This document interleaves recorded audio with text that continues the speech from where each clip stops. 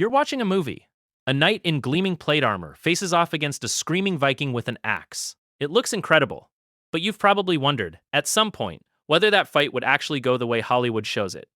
The answer is no, not even close. And the real version is far more interesting than anything you've seen on screen. Three warrior traditions. Three completely different philosophies about what makes a fighter dangerous. So which one actually wins? Here's what each of them was actually built to do.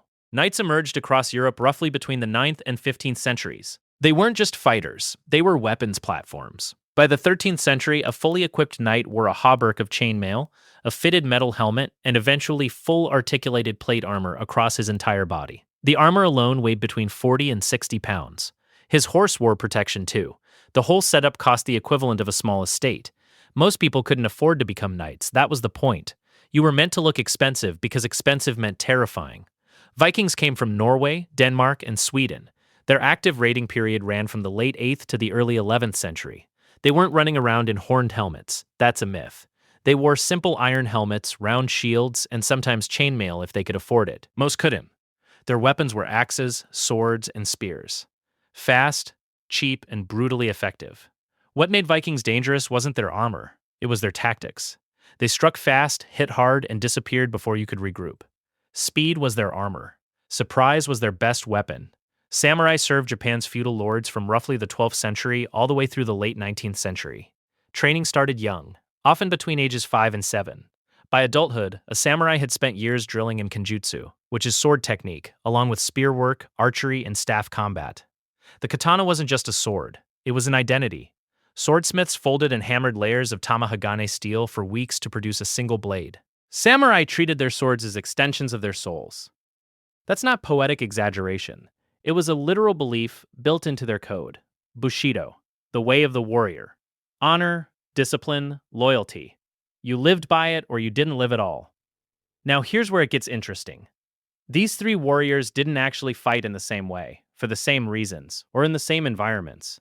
Comparing them directly is like asking whether a surgeon is better than a boxer. It depends entirely on what the job is. But let's do it anyway, because that's the fun part. Start with armor. A knight's plate armor could stop an arrow. It could absorb a sword strike. It could take a crossbow bolt at moderate range and leave the knight bruised but standing. Nothing a Viking carried was designed to punch through full plate. A standard Viking axe would bounce off. A sword would skid across the surface. If a Viking met a fully armored 14th century knight in open field combat, the knight wins almost every time. But Vikings weren't stupid. They didn't fight knights in open fields. That was the whole point of their strategy. You raid at dawn. You hit the coast hard, take what you can carry, and you're back on the longship before anyone can organize a response. The longship's shallow draft let them sail up rivers other vessels couldn't touch. They were inside your borders before you knew they were coming. Against that kind of warfare, a knight's armor becomes a liability. You can't sprint in plate. You can't wade through a shallow river quickly. You can't mount a horse in 30 seconds when someone's already burning your village. Vikings didn't lose to knights. They just rarely fought them the way knights wanted to be fought. Samurai present a different problem entirely. Their combat philosophy was built around precision and speed. The draw cut in a jutsu, drawing and striking in a single fluid motion, was designed to end fights before they became fights. Samurai trained for scenarios where hesitation meant death. That's a very different mindset from a knight, who relied on momentum and the shock of a mounted charge. A lance charge was devastating in an open field. The combined weight of horse, rider, and full armor moving at speed created force nothing could easily stop. But a samurai wouldn't stand in a field waiting to get hit by a lance. Samurai tactics emphasized reading your opponent, finding the gap. Samurai were also often armored, in lamellar plate and leather construction, lighter than European plate, but covering the same critical areas. So who wins in a direct fight? It depends on the conditions. Give a knight his horse in an open field, and he's nearly unstoppable against either opponent. The lance charge alone could scatter infantry formations and decide battles. Dismount that same knight, and put him in a narrow corridor or a dense forest, and his mobility advantage disappears. His armor still protects him. But now he's slow, and slow gets you killed against a Viking with an axe aimed at the gap behind your knee. Vikings knew where armor ended and human body began. They looked for those gaps. An axe could hook a shield. It could crack a helmet. It could pull an opponent off balance and open them up. Here's what most people don't consider. Samurai were not just swordsmen.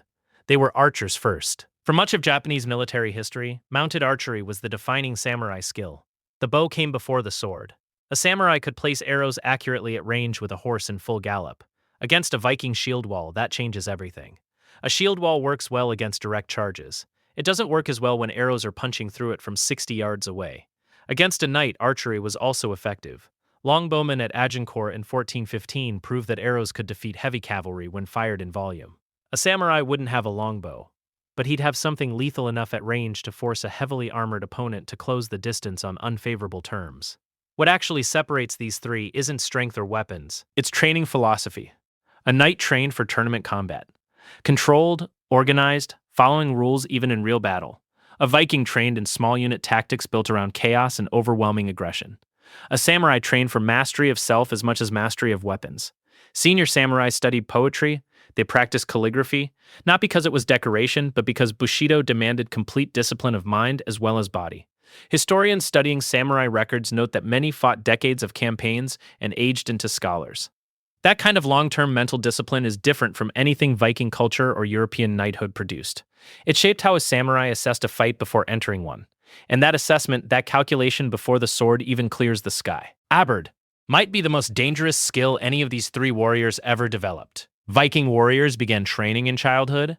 Knights spent years in service as squires before receiving their spurs. Samurai trained from the time they could hold a practiced sword. All three traditions understood that skill required years of deliberate, relentless repetition.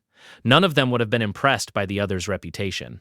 Each believed, with complete conviction, that their way was the correct one. The Viking thought the knight was slow. The knight thought the Viking was undisciplined. The samurai thought both were missing something fundamental about the nature of combat. Maybe all three were right. The truth is that each warrior was optimized for a specific kind of war, in a specific time and place, against specific enemies. Take them out of that context and you get a genuinely unpredictable fight. Put them back in and each one was very close to unbeatable on their own terms.